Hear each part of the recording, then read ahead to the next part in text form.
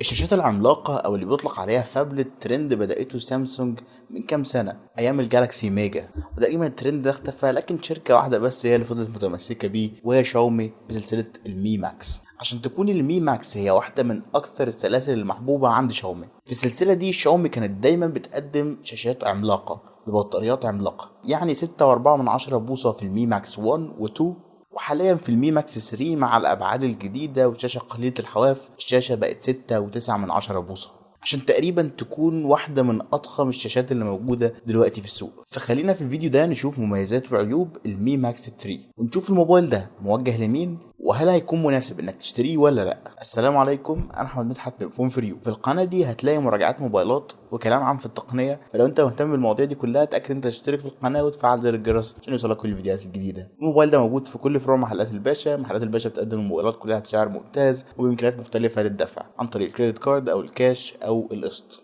تفاصيل اكتر عن فروع محلات الباشا هتلاقيها تحت في الديسكربشن. كالعاده لو عاوز تعرف مواصفات الموبايل بشكل كامل هتلاقيها تحت في الديسكربشن برضو من موقع عده.com. ويلا بينا نبدأ الفيديو. وخلينا نبدأ بالتصميم، وهنا عندنا تصميم شاومي المعتاد في الفئة دي، هو بالظبط نفس تصميم المي اي 2، جسم معدني بالكامل مع خطوط انتنة اعلى واسفل الموبايل زي شكل الايفون 7، وكاميرا اللي شبه الايفون 10 واللي بارزة عن الجسم بس المرة دي بشكل بسيط جدا مش كبير قوي زي اللي كان في الاي 2. الموبايل قوي في الايد وزرايره ضغطتها كويسة وده بيدي احساس احسن بالجودة. الموبايل وزنه 220 جرام، ده يعتبر ثقيل بس بالنسبة لحجم الموبايل العملاق فمش هتحسه وزن تقيل، هتحسه وزن عادي. سمك الموبايل 8 ملم وده سمك مش كبير خالص، بالتالي من حيث السمك والوزن في الموبايل برغم حجمه الا انه بيحاول يسهل مسكته. مع الحجم الضخم ده هتلاقي صعوبة تتحرك بالموبايل كتير، لو بتلبس بنطلون واسع شوية هتلاقي تقريبا الموبايل واخد جيبك كله، ولو لابس بنطلون ضيق فمستحيل تعرف تحطه في جيبك اصلا.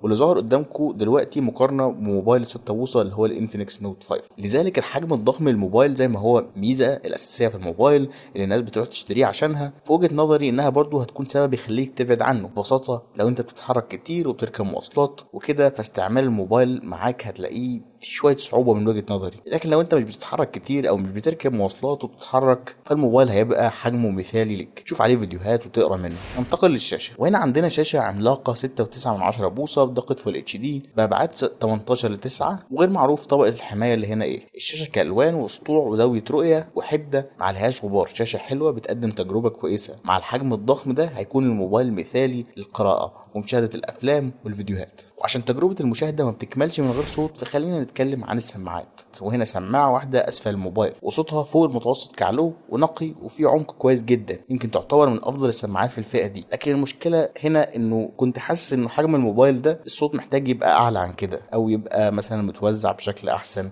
او مثلا يبقى في الجهه الاماميه. يعني كنت ساعات بحس كده ان انا بسمع من ودن احسن من الودن التانية، يعني ودن ناحيه السماعات بتسمع اكتر من الودن التانية. مش عارف الاحساس ده ما حسيتوش غير مع الموبايل ده رغم ان كل الموبايلات بيسمعوا واحده يعني. صوت المكالمات والتسجيل والهيدفون جاك برضو كويس جدا ما فيهوش اي مشكله. ننتقل للكاميرات، وهنا عندنا كاميرا خلفيه 12 ميجا بكسل بفتحه عدسه اف 1.9 مع كاميرا ثانويه 5 ميجا بكسل عمل عزل فقط. كاميرا اماميه 8 ميجا بكسل بفتحه عدسه اف 2.0. الحقيقه انها كاميرات مميزه تقريبا بتدينا اداء قريب من الريدمي نوت 5 والمي اي 2، يمكن بس السيلفي هتلاقيه بزاويه اضيق شويه وهتلاقي اقل شويه في الاضاءه الليليه، لكن عموما الصور دايما حلوه بتفاصيل وحده والوان كويسه. كذلك البورتريه كعاده شاومي مميز. الموبايل بيصور فيديو فول اتش دي على 60 فريم وكمان 4K على 30 فريم، والكاميرا الاماميه بتصور فول اتش دي.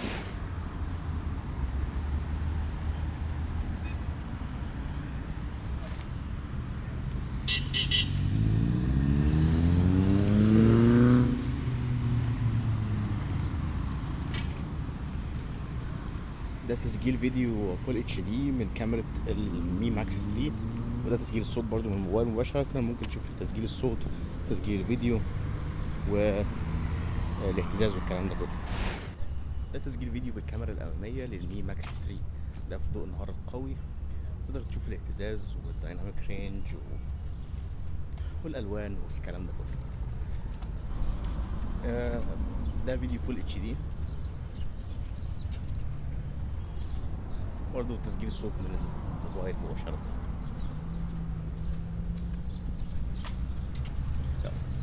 ننتقل للبطارية، وهنا عندنا بطارية 5500 ملي أمبير، حاجة ضخمة جدا، ودي حاجة من الحاجات اللي بتخلي الناس أصلا تروح تشتري الموبايل ده.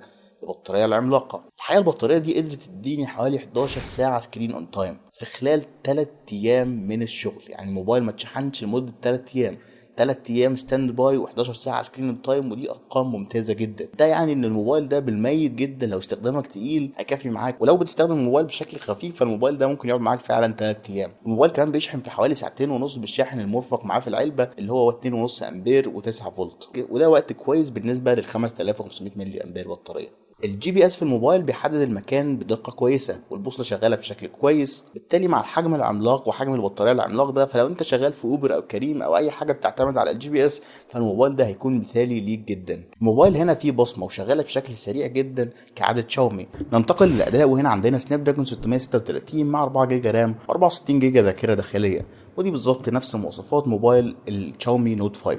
وده طبعا بيدينا اداء ممتاز جدا في الاستخدام اليومي، في التنقل بين التطبيقات، في فتح التطبيقات، في استخدام المالتي تاسكينج، وفي المهام التقيله كمان الموبايل بيأدي بشكل كويس. يعني الموبايل ما كانش فيه لاج خلال فتره استخدامي خالص، كمان الموبايل ما كانش بيسخن خلال فتره استخدامي برضه، وما لاحظتش اي مشاكل في الشبكه عندي او انها بتسقط او حاجه من الحاجات دي كلها. الموبايل بيجيب على انتوتو حوالي 115 الف نقطه، وده مقارنه بالمنافسين يعتبر يعني قريب منهم.